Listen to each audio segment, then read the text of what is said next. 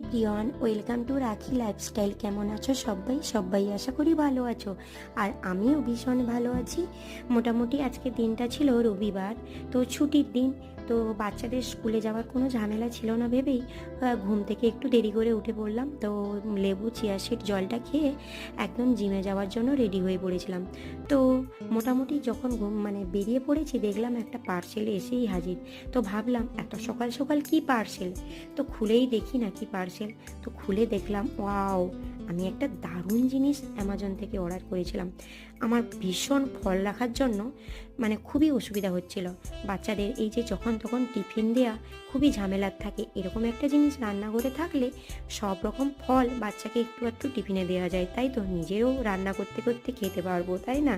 হ্যাঁ, তোমাদের কেমন লাগলো এই পার্সেলটা অবশ্যই আমাকে কমেন্টে জানাবে। তোমরাও ঝটপট অ্যামাজন থেকে এরকম একটা পার্সেল অর্ডার করে ফেলো।